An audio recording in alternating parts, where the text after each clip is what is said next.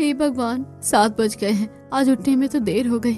रोज सुबह तो 5 बजे उठ जाती हूँ, लेकिन आज ठंड की वजह से नींद ही नहीं खुली। अनन्या जल्दी से अपनी देवरानी इशिता के कमरे के बाहर जाकर उसे आवाज देती है।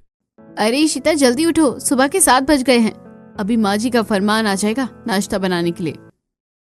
जी जेठानी जी, उठ गई। बस 5 मिनट और। इतनी ठंड में तो बिस्तर से निकलने का मन ही नहीं कर रहा। ठीक है इशिता, जल्दी से उठ जाना, देर मत करना। इशिता को आवाज देकर अनन्या अपने कमरे में जाकर मुंह हाथ धोती है और फिर चाय बनाने के लिए दूध गर्म करती है। तभी इशिता भी जल्दी जल्दी किचन में आती है। कितनी ज्यादा ठंड लग रही है। इतनी ठंड में हमारे ससुराल वालों को शांति नहीं, ऊपर से इतना सारा काम। इशिता, पुतले की तरह खड़ी होकर कांपती ही रहोगी या फिर अंदर आकर मेरी मदद भी करोगी? अभी तो बहुत सारा काम बाकी है। बताइए जेठानी जी, मुझे क्या करना है? इशिता, मैंने चाय बना ली है, तुम एक काम करो, नाश्ते की तैयारी कर लो। तब तक मैं सभी घर वालों को उनके कमरे में जाकर चाय दे आती हूँ।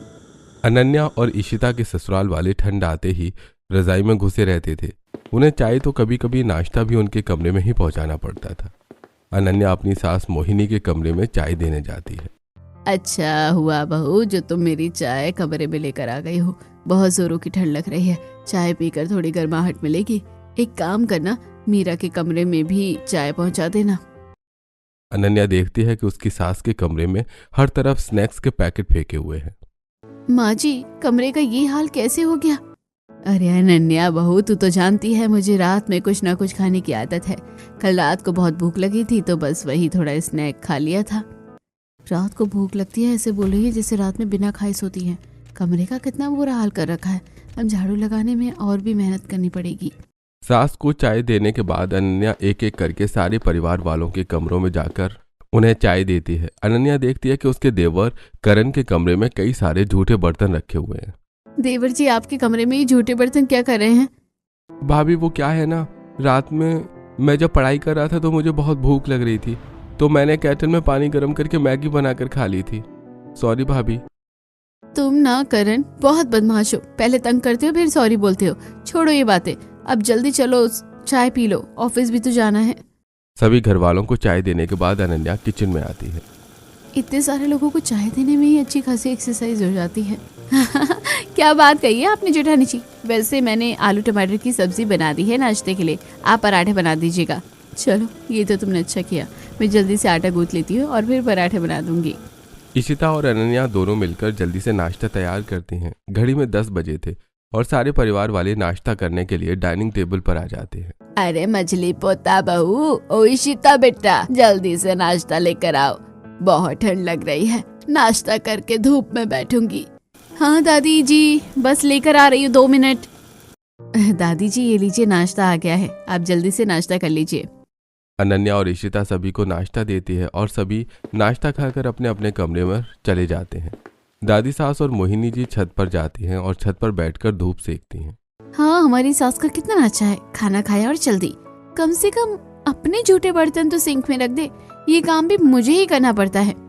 अरे इशिता, इतना चिड़चिड़ा क्यों रही हो? तुम्हें पता है ना, इतने सारे बर्तनों के साथ हमें अभी कपड़े भी धोने हैं। बड़ी ननद मीरा और उनके बच्चे घर आए हुए हैं, तो उनके एक्स्ट्रा कपड़े भी हमें ही धोने होंगे। क्या जिंदगी है मेरी, जब से उठी हूँ तब से इतनी ठंड में काम किए जा रही हूँ, लेकिन ये काम है कि खत्म होने का नाम ही नहीं ले रहा। बहुत काम बचा है, चलो हम लोग दोनों काम बांट लेते हैं। ठीक है जेठानी जी। इशिता, तुम बर्तन धो लेना, कपड़े मैं धो लूंगी। सारे कपड़े हाथ से धोने हैं तो तुम्हें और ठंड लग जाएगी। वैसे भी आज सुबह से तुम्हें काफी ठंड लग रही है। इस घर में आप ही हैं जेठानी जी जो मेरे बारे में सोचती है। इशिता बर्तन धोने के लिए किचन में चली जाती है और अनन्या कपड़े धोने के लिए बाथरूम में चली जाती है। अरे बाप रे, पानी कितना ठंडा है। इतने ठंडे पानी से कपड़े धोने से तो मेरी हालत खराब हो रही है। पता नहीं मेरे ससुराल वाले कैसे हैं, मशीन होने के बाद भी हाथ से कपड़े धुलवाते हैं। अनन्या भाभी, आप कपड़े धो रही हैं तो आरव और नीलू के ये कपड़े भी धो दीजिए। दोनों ने खेलते हुए काफी गंदे कर दिए हैं कपड़े, तो अच्छे से धोइएगा। हाँ हाँ, क्यों नहीं, मैं तो नौकरानी हूँ ना तुम लोगों की। दे दो और कपड़े ला कर दे दो, मुझे तो ठंड लगती ही नहीं। कितनी ठंड लग रही है, पता नहीं जेठानी जितने ठंडे पानी से कैसे कपड़े धो रही होगी। मुझे तो बर्तन धोने में मौत आ रही है। अनन्या और इशिता ठंड में कांपते हुए अपना सारा काम करती हैं। काम खत्म करने के बाद जैसे ही दोनों देवरानी जेठानी हीटर के सामने हाथ पैर सेकने के लिए बैठती हैं, वैसे ही मोहिनी जी इशिता को आवाज लगाती हैं। अरे ओ बहू रानी, जरा छत पर आना। अभी तो बर्तन धोकर हीटर के सामने बैठी थी कि फिर बुलावा आ गया। जरूर कोई ना कोई काम बोलेगी। क्या बहू, पैर में मेहंदी लगी है क्या? छत पर आने में इतना टाइम क्यों लग रहा है? बस आई माँ जी। क्या हुआ माँ जी, आपने बुलाया? अब बहू, ठंड की वजह से आजकल मेरी बूढ़ी हड्डियों में बहुत दर्द होने लगा है। तेरी दादी सास बोल रही है कि ठंड में अगर हम अखरोट, बादाम, मखाना और कुछ ड्राई फ्रूट्स डालकर लड्डू बनाकर खाएंगे तो हमारी बूढ़ी हड्डियों को आराम मिलेगा। ऐसा है तो माँ जी, आपको ये लड्डू जरूर खाने चाहिए। इसलिए तो बहू तू एक काम कर, तू बाजार जाकर ड्राई फ्रूट्स, गुड़, खजूर खरीद कर ले आ और बड़ी बहू के साथ मिलकर मेरे लिए लड्डू बना दे। घर में इतना सारा काम पहले से ही है, अब मेरी सास को ड्राई फ्रूट्स के लड्डू खाने हैं। ये हमें इंसान भी समझती है या नहीं? इशिता मुंह लटकाकर छत से नीचे आती है। क्या हुआ इशिता, तुम्हारा चेहरा इतना उतरा हुआ क्यों है? घर में पहले ही इतना सारा काम है, ऊपर से सासू माँ ने ड्राई फ्रूट्स के लड्डू खाने की फरमाइश की है। मुझे बाजार से ड्राई फ्रूट्स लाने को कहा है। अब इतनी ठंड में मुझे बाहर जाना पड़ेगा। देखो इशिता, परेशान होने से कुछ नहीं होगा। तुम एक काम करो, तुम बाजार जाकर ड्राई फ्रूट्स और बाकी सामान खरीद लाओ, तब तक मैं घर पर झाड़ू पोछा कर दूंगी। इशिता बाजार के लिए निकलती है, तभी रास्ते में बाहर तो बहुत ज्यादा ठंड है, ऊपर से मैंने इतना पतला स्वेटर पहना हुआ है। ठंडी बस सीधा स्वेटर के अंदर आ रही है। हे भगवान, कहीं मैं ठंड में मर ना जाऊं। मुझसे तो अब चला भी नहीं जा रहा है। ठंड से कांप रही इशिता बाजार पहुंचती है और राशन की दुकान पर जाकर ड्राई फ्रूट्स खरीदती है। वहीं घर पर उफ, ये दर्द। ठंड में इतने सारे कपड़े धोने की वजह से मेरी कमर अकड़ गई है। ऊपर से अभी मैंने 2 ही कमरे साफ किए हैं। सासू माँ का गंदा कमरा तो अभी साफ करना बाकी है। अनन्या बहू, तुम कितना धीरे धीरे काम कर रही हो। आज मेरा कमरा साफ होगा या नहीं? मैं बस वही करने जा रही थी माँ जी। अनन्या जल्दी जल्दी अपनी सास के कमरे में झाड़ू लगाती है। वहीं इशिता भी बाजार से सारा सामान लेकर घर आ जाती है और सारा सामान किचन में रख देती है। तभी हॉल में सोफे पर बैठी मोहिनी। इशिता बहू, तू सारा सामान लेकर आ गई? जी माँ जी, मैं सब कुछ लेकर आ गई हूँ जो आपने लाने के लिए कहा था। अच्छा किया बहू, अब एक काम कर, जल्दी से जाकर दोपहर का खाना बना दे। नाश्ता तो मैंने अच्छे से किया था, लेकिन पता नहीं फिर भी भूख लग रही है। हाँ बुढ़िया, इतना खाती है फिर भी तुझे भूख लग जाती है। मैंने सुबह से ठीक से कुछ खाया तक नहीं है, ऊपर से इतनी ठंड में बाहर से सामान लाने के लिए महारानी जी के लिए अब खाना बनाओ। घर में झाड़ू लगाने के बाद अनन्या किचन में आती है। क्या हुआ इशिता, अब क्यों आग उगल रही हो? पता नहीं हमारी सास हमें समझती क्या है। इतनी ठंड में भी हमें घर का सारा काम करना पड़ता है। ठंडे पानी में हाथ से कपड़े धोने पड़ते हैं और कोई हमारी थोड़ी सी भी मदद नहीं करता। ऊपर से ये बुढ़िया हमें ताने मारने का मौका नहीं छोड़ती है। इशिता, तू बिल्कुल सही कह रही है। हमारी सास तो हमें इंसान ही नहीं समझती है। वो तो बस हमसे मजदूरों की तरह काम करवाती है। पर अब भी हम कर भी क्या सकते हैं। अगर तेरा चावल धोना हो गया तो एक काम कर, छत पर जाकर कपड़े डाला। जेठानी जी, अब आप मत शुरू हो जाइए। अभी तो मैं इतनी ठंड से बाजार से सामान लेकर आई हूँ। ऐसा लग रहा है जैसे मेरे हाथ में खून जम गया हो। मुझसे नहीं होगा। इशिता, तुम तो जानती हो मैं तुम्हें कभी भी ज्यादा काम करने के लिए नहीं बोलती हूँ, पर क्या करूँ, आज बाथरूम में बैठकर इतने सारे कपड़े धोने की वजह से मेरी कमर बहुत ज्यादा दर्द कर रही है। मैं अब इतनी सीढ़ियाँ चढ़कर छत पर नहीं जा पाऊंगी। अच्छा ठीक है, मैं जाकर छत पर कपड़े डाल देती हूँ। छत पर आकर इशिता कपड़ों से पानी निचोड़कर तार पर डालती है। अरे माँ, मैं तो मर गई। कितनी ठंडी ठंडी हवा चल रही है। ऐसा लग रहा है जैसे मेरे हाथ में कोई जान ही नहीं है। मुझसे तो ये कपड़े ठीक से मरोड़े भी नहीं जा रहे। जेठानी जी ने तो आज तो बहुत सारे कपड़े धोए हैं। अब समझ आया उनकी कमर में दर्द क्यों है। इशिता छत पर कपड़े डालकर जैसे ही नीचे आती है वैसे ही मोहिनी। अनन्या बहू, इशिता बहू, आज दोपहर का खाना मिलेगा या नहीं? खाना बनने में इतना टाइम क्यों लग रहा है? खाना बस तैयार हो गया है माँ जी, कुछ ही देर में खाना बन जाएगा। अनन्या बहू, दोपहर के खाने के साथ गाजर का हलवा भी बना लेना। मेरा गाजर का हलवा खाने का बड़ा मन कर रहा है। गाजर को मिक्सी में मत पीसना, अच्छे से घिसकर हलवा बनाना। इतना सारा खाना कम था जो रानी साहिबा ने गाजर का हलवा खाने की भी फरमाइश कर दी है। अपनी सास से परेशान होकर दोनों बहुएं किचन में बैठकर अपनी सास की बुराई करती हैं और गाजर छीलती हैं। कभी कभी तो ये माँ जी भी हद कर देती है। सुबह से रोबोट की तरह हम दोनों काम कर रहे हैं, पर इन्हें तो कुछ दिखता ही नहीं है। और अगर कभी इन्हें कुछ कह दो तो अपना बुढ़ापा दिखाने लगती है। कितनी बार मैंने इनसे कहा है कि ठंड में किचन में काम करने में बहुत प्रॉब्लम होती है, एक नौकरानी रख लो। मैंने भी 1-2 बार सासू माँ को नौकरानी रखने के लिए कहा था, पर जब भी इनसे नौकरानी की बात करो तो वो एक ही बात कहती है, ठंड सिर्फ तुम बहुओं को ही लगती है। जब मैं तुम्हारी उम्र की थी तब मैं अकेले ही पूरा घर संभालती थी, तो तुम लोग ज्यादा नखरे मत करो और चुपचाप जो बोला है वो काम करो। अब क्या ही कर सकते हैं जेठानी जी, हम बहुओं की ठंड ससुराल में काम करते करते ही निकलेगी। हम बहुओं के बारे में कौन ही सोचेगा। दोपहर का समय हो गया था। सारा परिवार दोपहर का खाना खाने के लिए डाइनिंग टेबल पर आता है। तभी दोनों बहुएं मिलकर अपने कांपते हाथों से अपने ससुराल वालों को खाना परोस कर देती हैं कि तभी क्या हुआ तुम दोनों को? तुम दोनों इतनी बुरी तरह से कांप क्यों रही हो?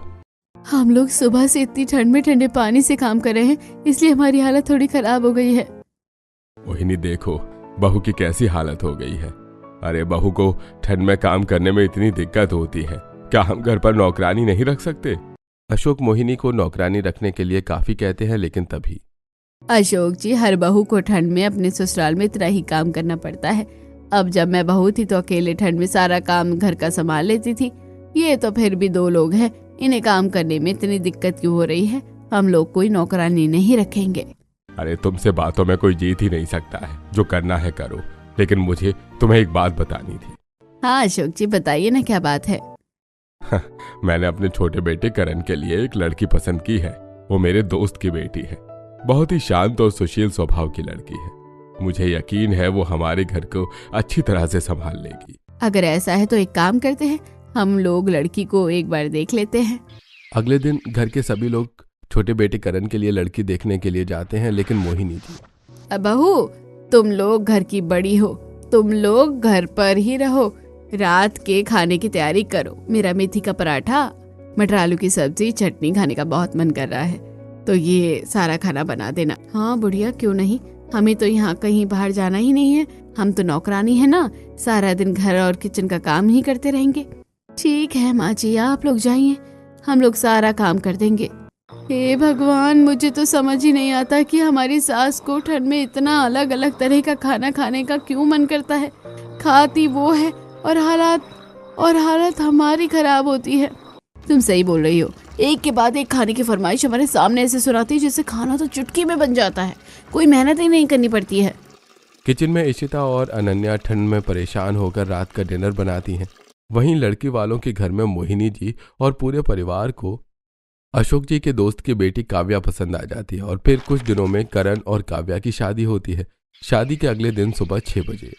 आज तो मेरी पहली रसोई है, एक काम करती हूँ, जल्दी से नहा धोकर किचन में चली जाती हूँ। काव्या नहाकर किचन में आती है और देखती है कि किचन में कोई नहीं है, सिर्फ बड़ी बहू चाय बना रही है। आज तो मुझे पहली रसोई का खाना बनाना है। खाने में क्या बनाऊं?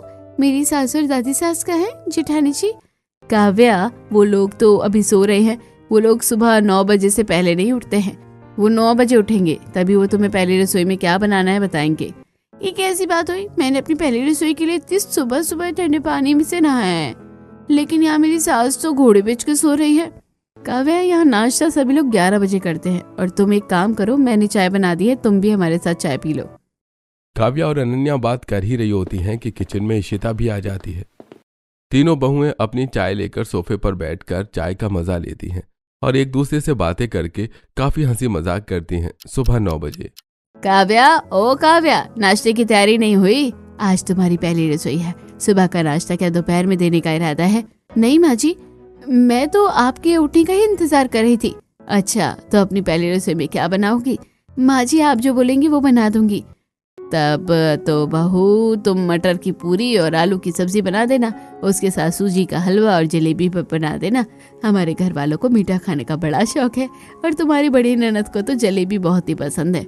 अरे मेरी सास तो बड़ी चटोरी निकली, पहली रसोई में खाने की इतनी बड़ी लंबी चौड़ी लिस्ट बता दी। हाँ, कितनी ठंड लग रही है, इसमें मटर छीलने धोने में ही हालत खराब हो जाएगी। क्या हुआ बहू, तुम ये सारा खाना बना तो लोगी ना? हाँ माँ जी, मैं सब कुछ बना लूंगी।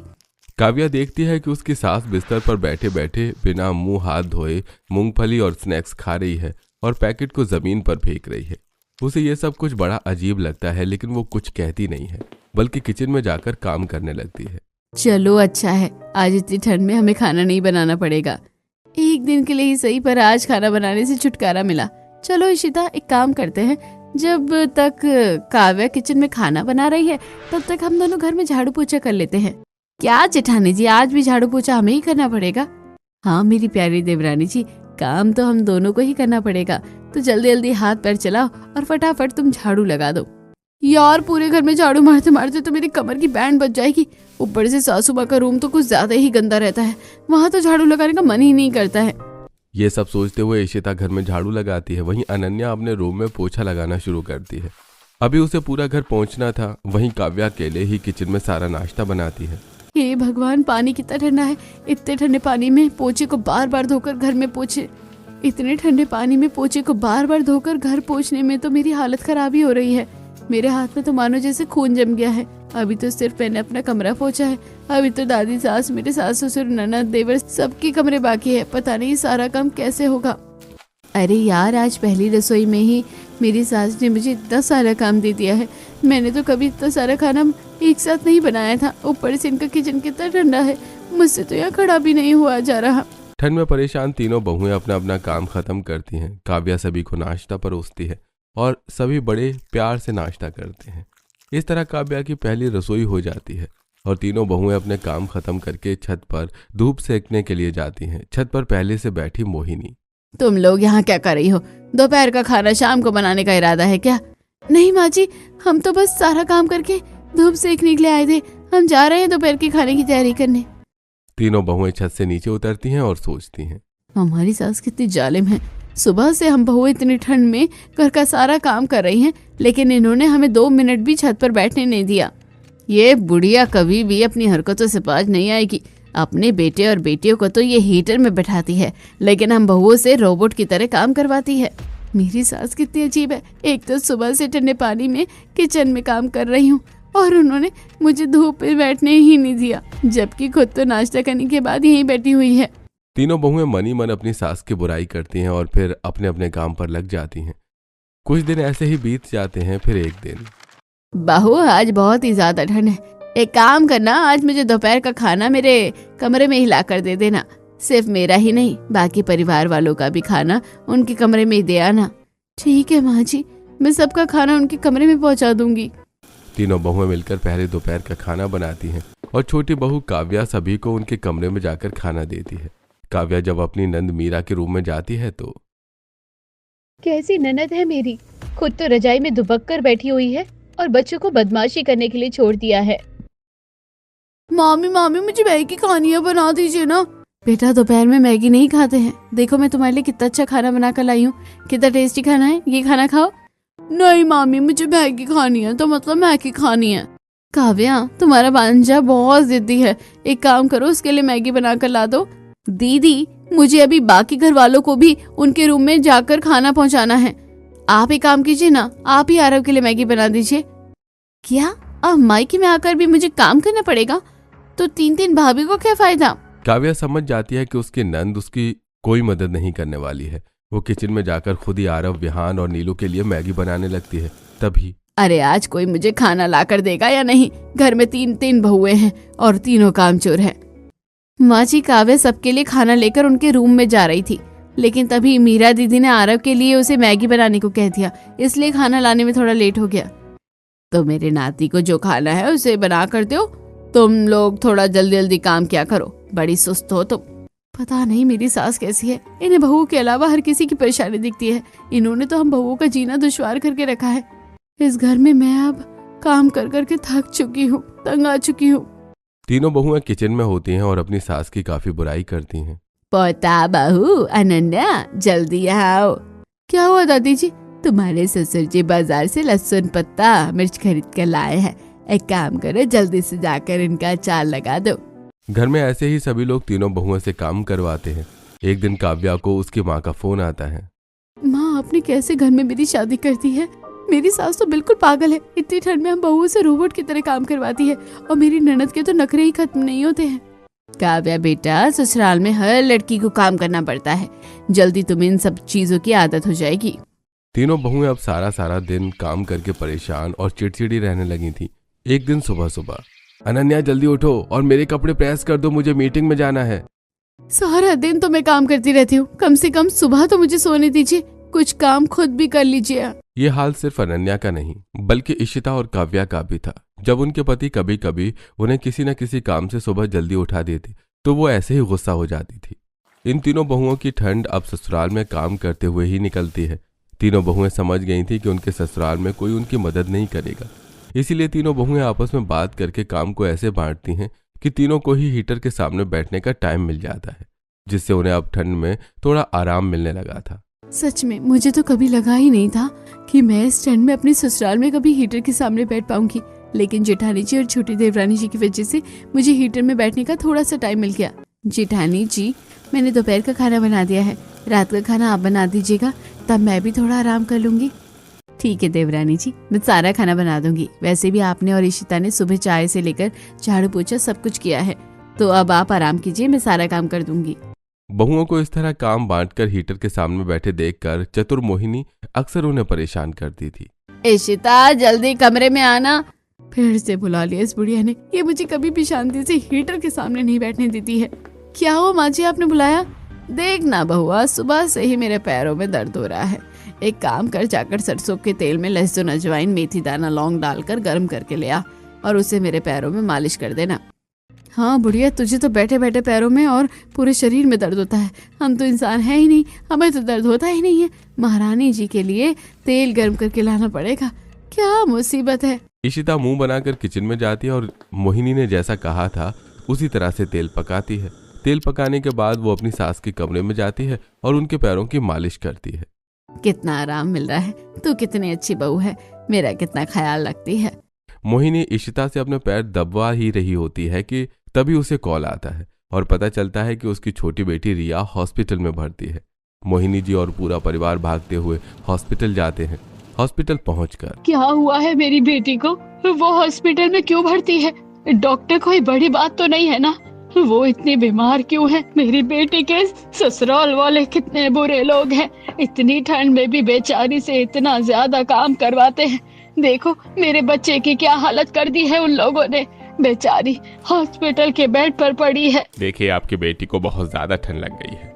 इतने कड़ाके की ठंड में वो इतने दिनों से लगातार ठंडे पानी में काम कर रही है, इसलिए उसे इतनी बुरी तरह से ठंड लग गई है। मेरी बेटी के ससुराल वाले कितने बुरे लोग हैं, इतनी ठंड में बेचारी से इतना ज्यादा काम करवाते हैं। देखो मेरी बच्ची की क्या हालत कर दी है उन लोगों ने, बेचारी हॉस्पिटल के बेड पर पड़ी है। मोहिनी, आज तुम इतना रो क्यों रही हो? तुम भी तो अपनी बहुओं के साथ ऐसा ही करती हो। अरे सारा दिन बेचारियों से इतनी ठंड में काम करवाती हो, मशीन की जगह हाथ से कपड़े धुलवाती हो, ठंड में बेवक्त उन्हें बाजार भेजती हो, उनसे ढेर सारे बर्तन धुलवाती हो। क्या उन्हें ठंड नहीं लगती? आज जब अपनी बेटी बीमार पड़ी है तब तुम रो रही हो। मुझे माफ कर दीजिए, मुझसे बहुत बड़ी गलती हो गई है।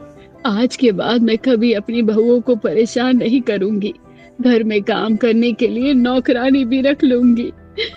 माफी मांगनी है तो मुझसे नहीं, अपनी बहुओं से मांगो, तुमने उन्हें बहुत परेशान किया है। मोहिनी उदास होकर अपनी बहुओं से माफी मांगती है और घर पर काम करने के लिए नौकरानी रख लेती है। रिया भी ठीक होकर हॉस्पिटल से घर आ जाती है। अनन्या, इशिता, काव्या तीनों हीटर के सामने बैठकर चाय पकौड़े खाती हैं। अब ससुराल में बहू की ठंड अच्छे से गुजरने लगी थी और मोहिनी जी भी अब सुधर गई थी।